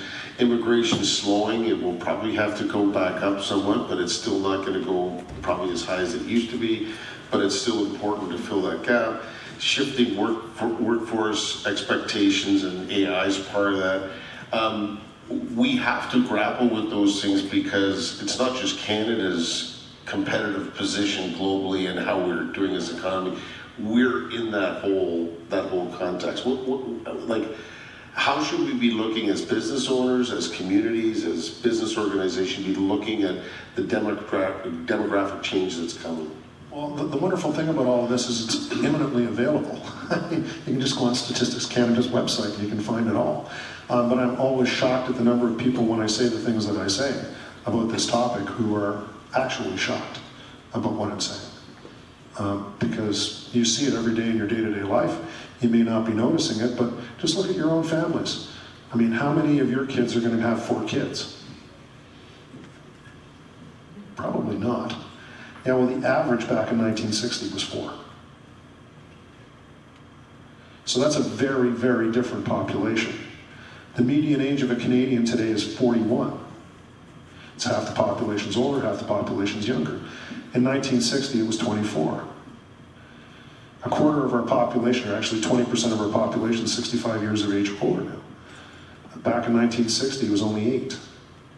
The average Canadian lived to the age of 71 in 1960. They now live to the age of 82. Great triumph on that front. I mean, more life, that's wonderful. But all these things are happening, and we keep, because they seem to be happening in a bit of a slower frame than maybe your quarterly business results. People don't pay attention to them. But that's the market. There's no other market than people. So understanding intimately what's happening with your population can give you a pretty good sense of what the future is going to look like. And by the way, anything in business that is simply the most predictable. I mean, just about everything else you can look at, technology, interest rates, inflation, all the rest of it, who knows, based on day-to-day events. But the people living around you, the number of kids they're having, how rapidly they're aging, where they decide they're going to retire, where they're going to decide they're going to start their families, all those things are all entirely predictable. And it amazes me the degree to which people don't pay attention to it. Okay, we're wrapping up before staff start waving their arms again. Ian, I am my staff. I know you are. Yeah, that's right. You're in this room here with business leaders, community leaders, political leaders, but also broadcasting across into Toronto and other parts of the corridor. So if there's one issue they should focus on today, like if you picked one thing and said, this is what you need to do today to strengthen your community, but broadly Canada's future prosperity, what would that one thing be and why? Well, I think in a place like Kitchener-Waterloo, the obvious question, and you already raised it, was one of housing. Now, the interesting thing on housing is that when you ask Canadians what the ideal type of house is that they want to live in, it's not really what it is that most cities are building these days. We talked about this the other day. I mean, we talk about numbers of houses. People aren't interested in numbers of houses. They want the house that they want. And what kind of house do they want to live in? Well, they want to live in the kind of house they grew up in. For a lot of people, that's not realistic, and that's why there's so much depression in the younger ages. And I don't mean that by clinical depression. I mean that by just a lack of confidence in the future among younger people. I'm not going to be able to afford to live in the house that I grew up in. And in order to start a family, that's the type of learning experience or living experience they feel they need to have access to. Not another 500 or 1,000 square foot apartment for somebody who's going to have 2 cats and live by themselves. That's not how people generally want to live. But that's what cities have been building. And I'm not talking about Kitchener-Waterloo, I'm talking about, learn from the experiences of Toronto. I mean, yesterday, or the last couple of days, we just had a huge announcement from the federal government about all the condos that they're buying out in British Columbia because they can't find people to buy them, because they built a supply of something that nobody needs. Actually, nobody wants. People want houses that they can celebrate, they can enjoy. They walk in that front door, they feel great. They don't want houses that they need to endure. And everybody who's in that kind of circumstances is trying to find the house that they will feel great in. That different people have different versions of what great is, so you're going to have a mix of what they're going to be. But one of the things that you have that a place like Toronto doesn't have is the ability to build some of these single-family homes that people are aspiring to. Why do you think people are moving here from Toronto? Well, some of them because they want to work in Kitchener-Waterloo, but an awful lot of them because they want to live here. And why do they want to live here? Because the type of house they can get here, they can't get there. So I would say that one, and then all the infrastructure that goes along with supporting it. It's a very difficult thing. By the way, every urban planner, if there are any in this room, all hates me right now because it's not what they've been told. But I've got to be honest with you, folks. This isn't Amsterdam, right? We're not building the ideal 15-minute city that they would build in Paris or Amsterdam because that's not how people want to live here. It's not how they aspire to live here. It's not how they do live here. Maybe they should, but they don't. So the question is, when you go out and you talk to people in the marketplace that you want to attract here, what do they want to live in? Build them that. And they'll come. And they already have been coming. So Okay, the last question. We're looking ahead, say, 10 years. And we've seen this. Mark Carney was elected steady-handed to do with Trump, but also with his promise to reshape, re-engage with other parts of the world. But if we look forward, say, do you believe that what will Canadians say about our economy and our workplace and the communities in which we live in 10 years from now? I mean, do you think I guess the real question is, do you think we're making the right steps to get to what you just described, is to get to that situation where we're delivering housing and services for people that they actually want and desire? Well, I think, depending on where you go, you can see various answers to that. But, Canada, I'll just steal the title from the book that John Ibbitson and I just put out, we're kind of at a breaking point. I mean, the question in the book is, are Canadians, we ask at the start of the book, are Canadians a unique species on the North American continent? Decide. Are we a unique species on the North American continent? Do we deserve our independence? Well, then we're going to have to start doing things differently than the way that we were doing them. And we've kicked so many cans down the road, and you've raised some of them today, that the chickens have finally come home to roost. By the way, that's a beautifully mixed metaphor. Not worthy of a graduate of Wilfrid Laurier University. It's a disgrace, actually. It's a disgrace. But it is the truth. I mean, Minister Fedeli sat here and told us about defense. Okay, Donald Trump, on June the 6th, actually June the 7th, I've actually got a presentation I do on this, which he put out the tweet that showed Canada and the United States joined together. And he basically had 3 points. First point was, a country that can't defend itself isn't a country. Kind of got a point.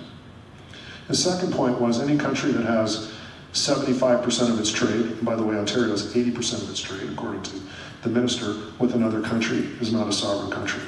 And by the way, take a look at that line across the border. Looks like somebody drew it with a pencil and a ruler.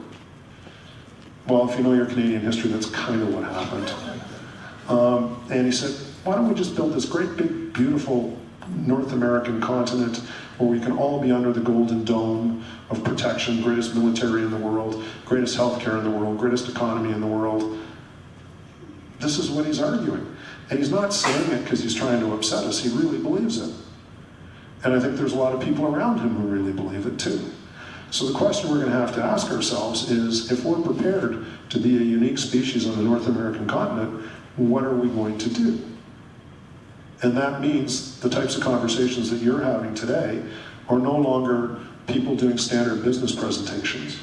They're no longer people dreaming pie in the sky ideas. They're fundamental. Because if we're going to be a unique species on the North American continent, we have to solve these problems in our Canadian way to preserve our Canadian identity. Or we can only hope that somebody who comes in 2 years is going to have a different view and allow things to go back to the way they were, but I wouldn't be so confident that that's the case. I'm going to choose to look at that answer and be... That's very positive. Yes. It's very positive, glass half full. Call to action. Call to action. We need to do things. But listen, we're out of time. Thank you so much for joining us today, Daryl. Really appreciate you being with us. And it is important for us to be looking to not only the immediacy here in Waterloo Region or across the corridor, but those big existential issues that we need to grapple with. And I don't think we're particularly good at doing those as a country as much anymore. I don't think we think those things, but we need to. And I appreciate you shining a spotlight on that for us today. Thanks for joining us. Thanks for being here.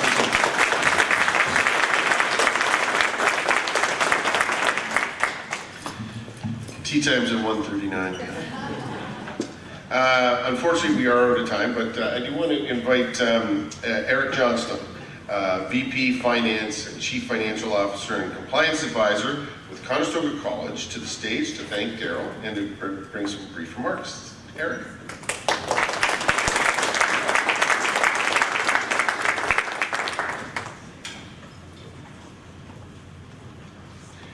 Thank you, Ian.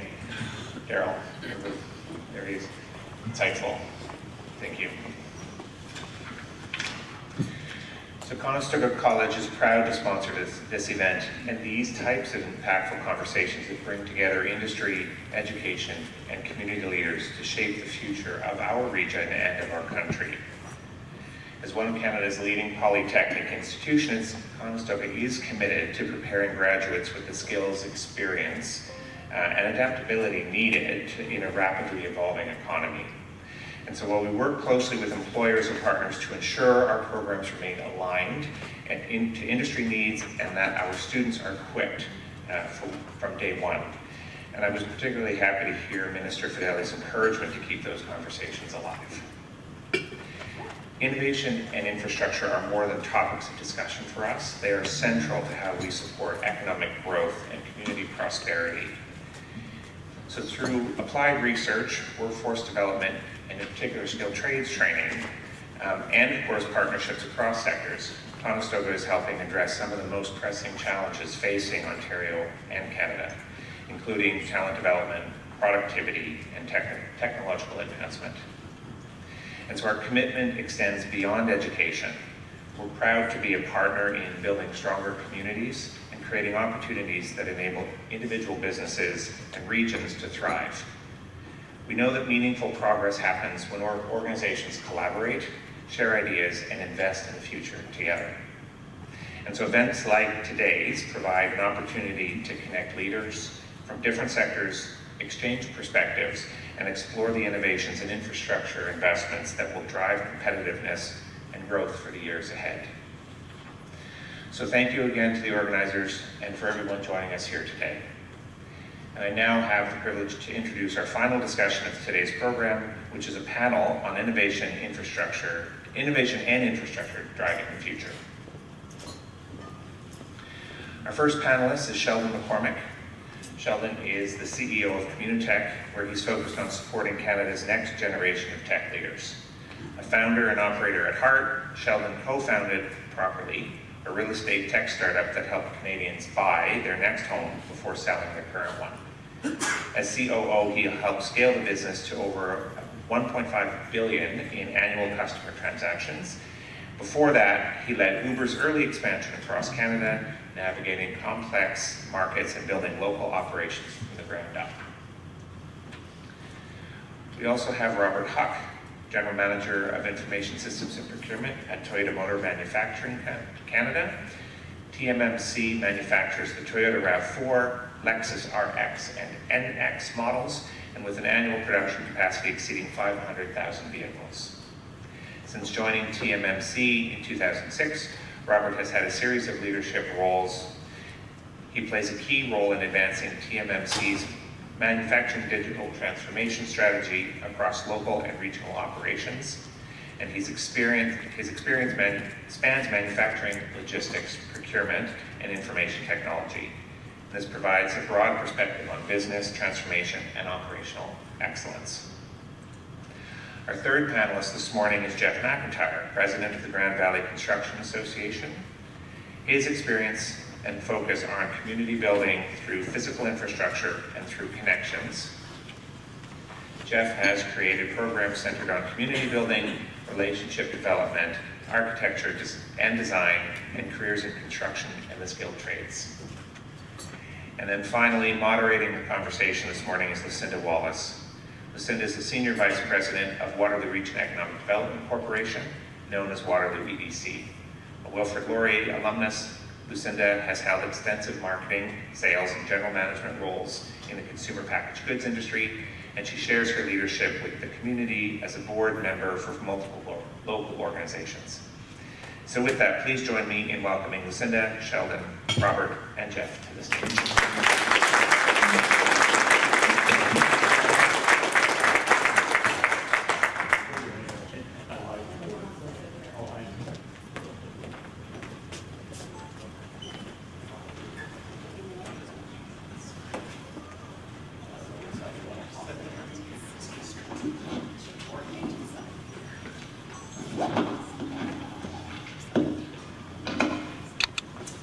Well, thank you very much for that introduction, Eric, and welcome again, Jeff, Sheldon, and Robert. So excited to be here this morning. Canada's Innovation Corridor is home to some of the country's most dynamic industries, fastest growing companies, and strongest economic assets. But continued growth isn't guaranteed. It requires the right combination of innovation, infrastructure, talent, and collaboration. Today with our panelists, we'll explore how these forces intersect, where the opportunities lie, and what it will take to ensure the corridor remains competitive in an increasingly complex global economy. As always, Ian's given us a very ambitious list of questions to cover off in this next 40 minutes, so let's jump in. Jeff, I'm going to ask you to start us off. It's a bit of a softball to warm us all up. When you think about Canada's Innovation Corridor and its role in the national economy, what gives you the greatest optimism for the future, and what keeps you up at night? And then Sheldon and Robert, I'll ask you to add in. Thanks for the opportunity. Foolish to have me up here, but here we are. Optimistically, in the meeting this morning with the minister, my comment was, I think we underestimate what we really have here. And if you think of the gross domestic product of just Waterloo Region alone, but when you add in the corridor, we'd be the envy of many countries around the world. And I think that we can't lose sight of that. And then the things that concern me about that, what keeps me up at night, is complacency and just waiting for it to happen as opposed to owning it. And I think that it's mission critical that we stop having this positive Canadian attitude that everything's going to work out, interest rates are going to come down, housing prices are going to come down, people are going to be able to have better jobs and pay increases, and I think we have to roll up our sleeves and move through it. And as a result of that, infrastructure, transportation, movement of goods, movement of people are the things that really, really concern me. We'll always fill up the talent gap. I mean, there's going to be a talent gap, we'll talk about that. There won't be enough people, but we can reallocate people and reallocate resources, but complacency and not owning our future as opposed to letting someone else direct it is what concerns me. Great way to start. Sheldon, anything to add? Well, I think that's a great place to start, and might be one of the rare cases where we agree on something. My fellow panelists here, of course, we agree on lots of things. I wonder often, what is our community actually aspiring to? What's captivating the imagination of young people in our community? If we can't answer that question, we've got a bit of a problem. So I think it's a different way of agreeing with Jeff, which is we've got all the assets in this community that are the envy of the world. Probably need to ask ourselves, what's next? And are we setting the bar high enough, considering all the incredible ingredients that we have in this community? Stretching to kind of live on the edge of our capabilities of the community is probably the right place for Kitchener-Waterloo. I think that's the soul of this community has been one that's very collaborative, it's practical, it's highly engineered, and it's a community of builders. And so I think we need to tap into that builder DNA and really set our aspirations very high as a community. Thanks for that. Robert, anything quick to add? Yeah, I think that I'm an optimist at heart, so I still have that. Yeah, I think so. We'll be the yin and yang maybe of the panel up here. But no, I do think that there's a lot of reason for optimism and that the ingredients that you mentioned that have made us successful in the past still exist today. A strong core manufacturing base here that has a global recognition. We have a digital industry here that's always been here but has really accelerated over the past few years. And we have the colleges and universities that are fueling the talent that we require. So these things, I think, led Toyota to investing in our community 40 years ago, and I think that they're still relevant for investment in the future. The challenge that we have is and what maybe keeps us up, or keeps me up at night, is the pace of changes that are happening. With technology, that the pace of change is incredible. Sometimes it's even difficult to tell what technology is real and what's not real. So as we have to figure out how to work in this new environment, we're going to be relying on how to embrace that change and make sure that we're able to support not only our current needs but for the future. Well, thank you, all three. That was a great warm-up. Sheldon, this next one's for you. Waterloo Region has become one of Canada's leading innovation ecosystems. What do you believe differentiates this region from other innovation hubs? And what must we do to maintain that advantage? It's probably a good opportunity to actually explain what Communitech is to some of the folks in the audience, and it's the organization that I'm representing. Maybe as an aside, so I grew up in the Maritimes, and then most of my career was in Toronto. And my wife and I decided to move to the region because we have 2 little kids and we wanted to raise them in this community. She grew up in Kitchener, and her family's been here for many years, and her father, who's kind of long time, multi-decade resident of the area, when I was named CEO of Communitech, said, this is great because I finally might understand what that organization actually does. And so, let me take the opportunity to talk about that because it is central to your question. So Communitech is fundamentally a membership network of the entrepreneurs who shape the tech industry in this community. And I think a lot of folks have the misconception that Communitech is a place. We have an address, and many of you see our building at the corner of Charles and Victoria, but the organization offers space because it's one of the many things that our community has asked for. So it's really that network of entrepreneurs that leads Communitech, that governs Communitech, and everything that we do is in service of growing and building the engagement of that community. And so I think that is actually central to your question. What makes this region fundamentally distinct? Communitech is a great example. Communitech is one of the few organizations of its kind globally that is led by entrepreneurs, that's governed by entrepreneurs. It's not necessarily a creation of an economic policy document. It was created by the entrepreneurs who wanted to build their community while they were building their companies. And I think that's an important piece of what makes this innovation ecosystem different, in that this is not an innovation ecosystem that is entirely led by policy. It's an organization that's led by entrepreneurs, and it's one that is highly collaborative. So it's the intersection of many different sectors of our economy, with our tech sector, with academia, with the public sector. All of those things working very collaboratively, I think, is what makes us distinct. Well, thanks for that summary. Robert, this next one's for you. Toyota is known globally for continuous improvement and operational excellence. As technology transforms manufacturing, what digital investments are becoming most critical to maintaining competitiveness? So as far as investing in technology, I think it's important to recognize that we take a practical approach in Toyota in our investment. So we don't invest in technology for the sake of investing in technology, but technology needs to solve problems, add value, and really move the metric forward for us within our industry and our competitiveness. So our projects then vary from simple connectivity and data collection all the way up to advanced manufacturing systems and AI. Each of those we measure and we try to understand at a small scale, how viable are they? Are they able to withstand the robustness that's required for manufacturing? So through experimentation and trialing, we understand which ones are viable for production, and then once we make that decision, we look to quickly scale across the organization and add value where we can.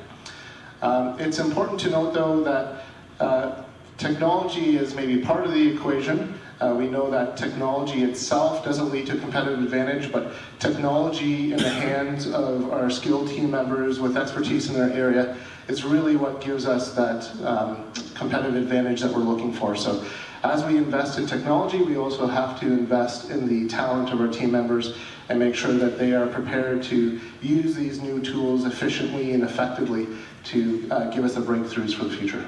Thanks for that, and I think it echoes what Minister Fedeli was saying, is it begins and ends with talent, and echoing what Sheldon said as well. Okay, Jeff, another one for you. We've heard about attracting investment, but growth requires the infrastructure to support it, as you stated. What are the biggest infrastructure and housing challenges that could limit the corridor's future success? I think a lot of people have mentioned this, the type of housing, how we get around our communities, not building 600 square foot units up in the sky. It's no way to live. That's a survive, not thrive. I think we have to realize there has to be a shift in the fact that what we grew up in may not be our first, second, or third. It might be our fourth place that we move into, but it's really hard. Speaking of someone from my experience, and even my two children that have got into the housing market at the right time. I've never had a big mortgage. They have crippling mortgages, and I don't know how they do it, but they have a house with a yard, and they can stay in there. And I think that's really interesting. But the infrastructure, transportation movement, movement between cities, movement between talent, and again, the type of housing is really, really a bit of a problem because the investor market could only build a certain type of housing, and that's certainly not the housing people want to live in.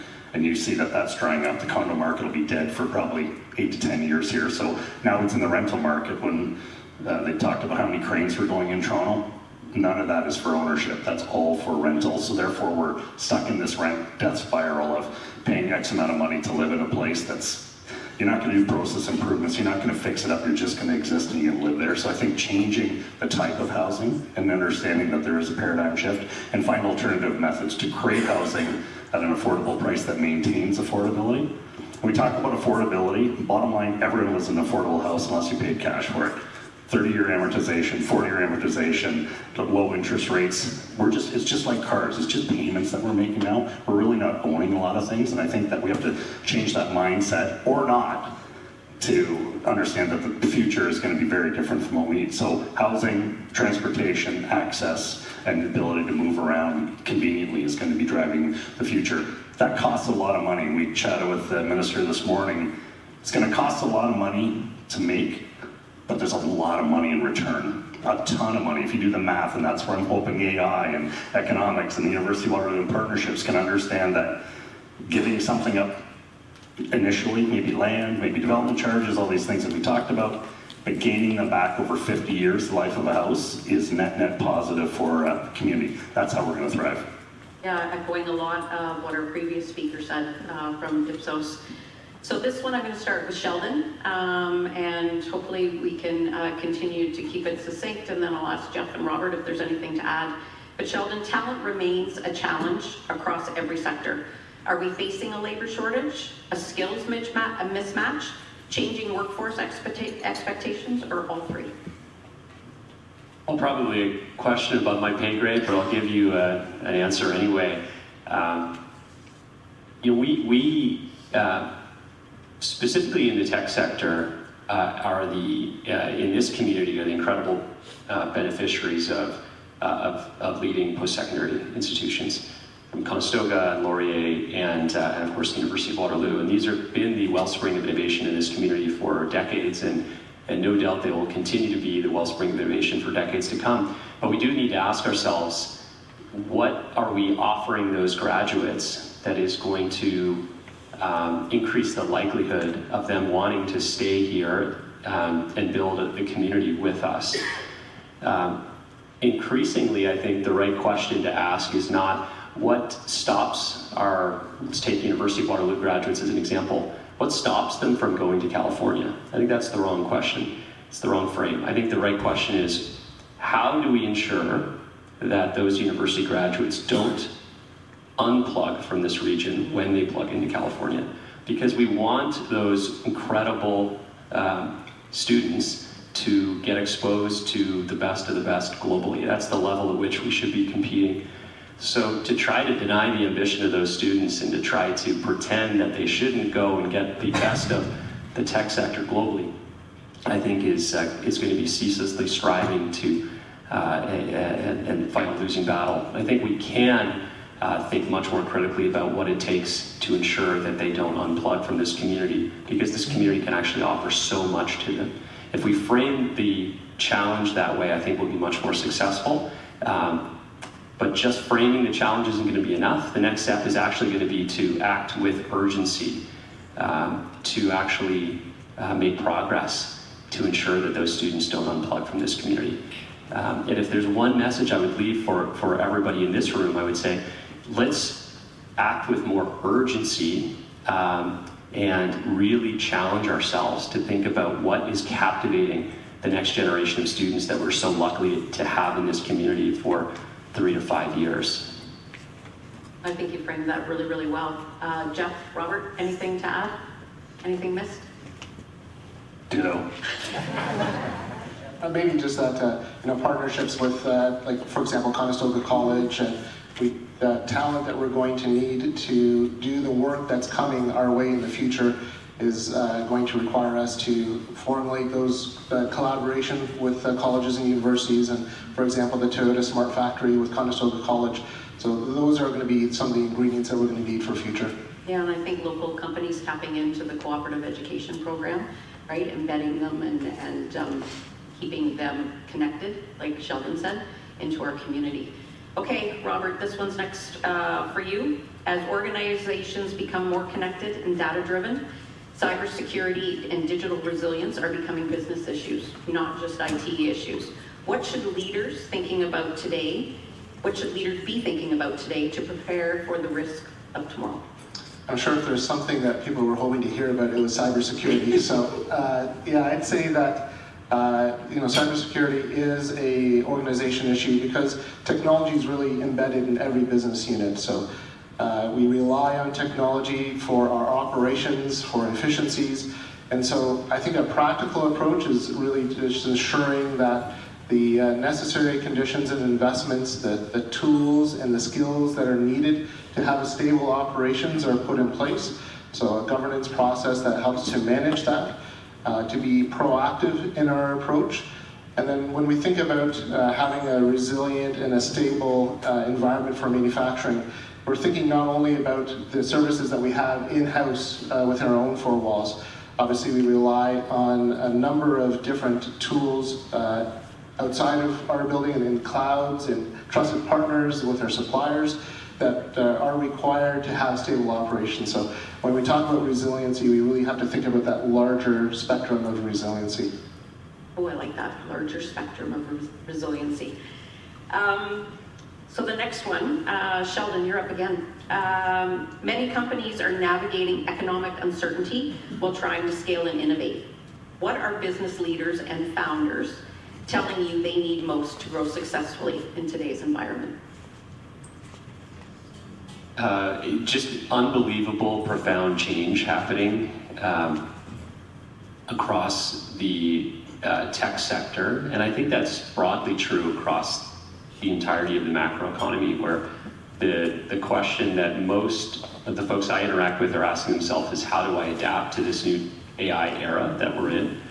And so it seems like it's AI everywhere, everything all at once for us in the tech sector, just probably the most profound technology shift that's taken place since the PC, since the internet, maybe larger than both of those two paradigm shifts, because this one's built on those. I think the entrepreneurs are seeking to learn from each other. A sense of community is something I hear a lot about. A sense of the ability to, in particular post-COVID, where many of these entrepreneurs have already gone through this enormously stressful period that was highly volatile and uncertain. Coming out of that, they're faced with yet another massive kind of platform shift. And so I feel like a lot of them seem to find a lot of empathy for each other. And that sense of community to help them help each other is something we try to focus on at Communitech. And certainly I think will be a priority for us moving forward, working collaboratively with many of the amazing partners that we have in the community, many of which I see here in the room today. Yeah, the word collaboration used as kind of one of our key strengths as a corridor and a region just continues to come up over and over again. Okay, Jeff, this one's for you. Specifically, skilled trades are essential to our future growth. What is the biggest misconception about careers in the trades, and how do we change that narrative? So I'm usually vehemently opposed to consensus in the panel discussion, so here I go. Here's my pitch for skilled trades. When I was after high school, I worked for 5 years, and then I went back to university. I worked in the skilled trades in the summer, and I did everything for beer money. That's why I worked, and there was a lot of it. You could make a lot of money in this industry. A lot of money or a lot of beer? The one and the same. The skilled trades, the interesting thing is when you do something like that, I still go by buildings that I've seen, that I painted, some years ago, when I think about the experience that I was in there, I built something, I did something. And construction companies, skilled trades, they're built to last. My son-in-law, who's 30 years old, just bought an 84-year-old renovation company. We celebrated 100 years with Ball Construction last year. We're celebrating 50 years this year with Shield Construction and SG Cunningham. They build for the community. They build the community. They build with the intent of hiring people, keeping people, allowing them the opportunity to grow within the organization. Interesting enough, there's so many opportunities to become an entrepreneur. You talked about that. That's what everyone really wants. They work for a company with a desire to either create something and or spin off and do their own thing. And there's so many opportunities in the skilled trades. Probably 70% of the construction companies that we see all the time that do very, very well in our community are going to be sold in the next 4 or 5 years. And again, my son-in-law was fortunate enough to walk in because no one else was ready to do it. So there's so many opportunities with education. Third, 20, 30 people a month will call me and say, I want to get out of this and I want to get into something that's a little bit more stable. Yes, it can be dirty, it can be hard, it can be difficult, there's no question about it. This week, if you look at the calendar, there's 5 days of 22 and mainly sunny. That's perfect construction weather.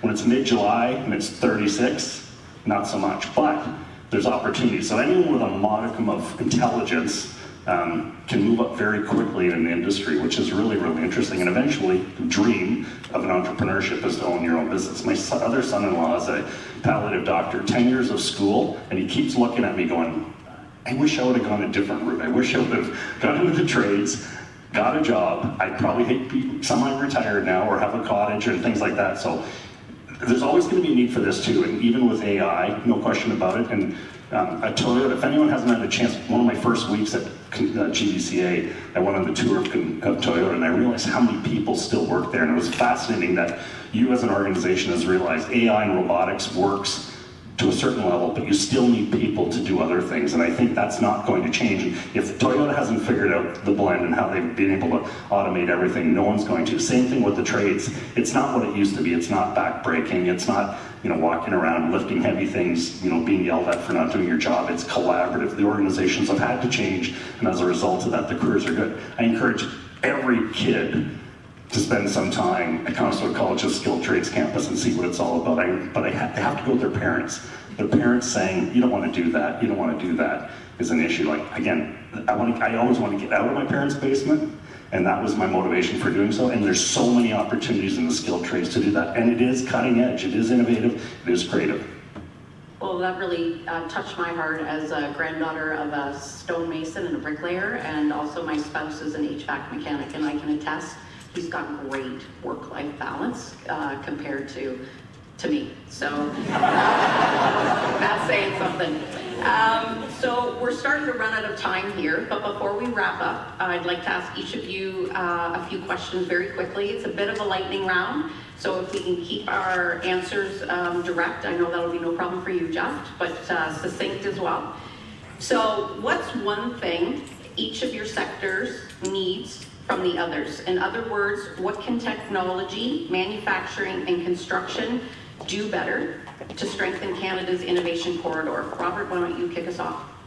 Just quickly, I'd say it's really around collaboration. I think that each sector has its own competitive advantage, but to me, personally, I think when you stack those up, and there's projects and opportunities when together, we can stack up our competitive advantage and really create a unique opportunity that showcases the capability that we have in our region. Great, love it. Succinct. Sheldon? I'd say hire a co-op student and give them a lot of agency. Mm-hmm. Yep, that's what we do as well. It's amazing what they can contribute and how connected they are to the community. Yeah? Hire co-op students, Will. We've found some incredible talent that people that really do incredible things and don't have to unlearn things, they just move forward. And back to collaboration too. We need to be more and more and more open, understanding back to my initial comment that we have something in front of us that is remarkable. And if we collaborate better, much, much better than we currently do, open the books up and say, how does this affect all of us? We'll do even better as a result. That's great. Do we have time, Carolyn, for the last one? Go for it. Yeah. Go for it? Okay, Ian gave us the all clear. Okay, again, rapid fire. Sheldon, will ask you to kick us off. Imagine we're sitting here in 10 years. What would have to happen over the next decade for you to say that Canada's innovation corridor truly fulfilled its potential? I feel like I get this question or something like it in most panels, and I often use the same joke, but it's a different audience, which is we'll know we'll be successful in innovation if the Toronto Maple Leafs have actually pulled off a Stanley Cup win. The elusive task. I really think ultimately, what we should strive for is a globally competitive economy that's anchored by local companies. So how many global companies are operating out of this region? That's ultimately the measure, I think, of our collective success. We should all be trying to add zeros to the revenue line of the companies that are building this community. Love that, add zeros. That's very succinct and very direct. Jeff? I think we'll know. I think it'll be obvious that we are more and more the spotlight, not people just talking about Waterloo being this, but really can point to examples about the impact that it's really had. And I think just go back to the Kitchen Rangers win recently. Their motto was, "No one cares, work harder." I think that's what we need to do. And I think when we all start doing that, we're all going to start to reap the rewards of this. Great. Robert? I agree with both of those, and my two daughters that are going to university here, I'll be able to tell, if they're able to find careers here and contribute to our local ecosystem that we've developed. And I think that we have a number of young people that we want to have, give them the same opportunity that we've had to have strong careers in this local area. Well, thank you again to each of you for being here today for this discussion. Canada's Innovation Corridor has so much potential and opportunity, and I am, and I hope everyone here today feels energized and optimistic about the future of this larger ecosystem after hearing from Jeff, Robert, and Sheldon. The good news is we have all levels of government, for-profit, and non-profit organizations working together to overcome the challenges and take advantage of the opportunities. We do have the right combination of innovation, infrastructure, talent, and collaboration. So thank you again. As we make our way, thank you. As we make our way off the stage, I'll turn this back over to our MC of the day, Ian McLean.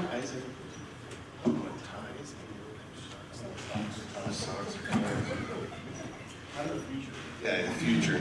McIntyre stopped wearing ties several years ago. Now apparently he doesn't wear socks either. So, we're going to have a red tape day sale for you to get that. Listen, thank you, Lucinda, for moderating and for the partnership. Again, this is a partnership between Chambers of Commerce right across the Innovation Corridor, but also locally here with our friends at Communitech and Waterloo EDC, Cambridge Chamber, and Explore Waterloo. Thanks once again to Dr. Daryl Bricker from Ipsos and Minister Fedeli for being part of our event today. I hope whether you're watching live or on LinkedIn stream, you found the conversation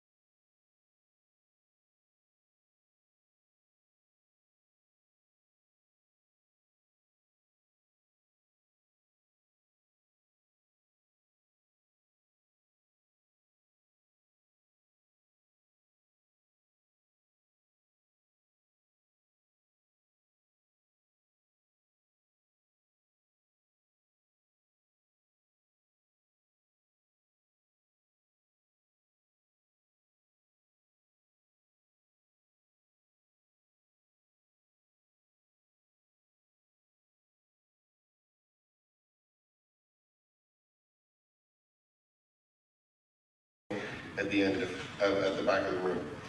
This is a milestone and an initiative worth investing in. I also wanted to acknowledge and extend a special thank you on that note to CEO of the Waterloo Region Health Network Foundation, Doug Earl, who joined us today.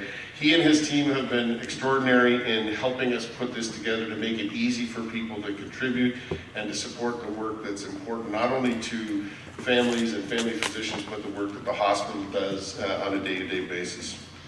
And finally, although we have come to the end of our event season, I think the events team and the whole chamber staff is thanking God for that, because we need the summer months to regroup. We do take a short break over the summer months, but our team is already working on events and programming for the fall, which will be announced soon. Keep an eye on our website over the coming weeks for new events as they're announced.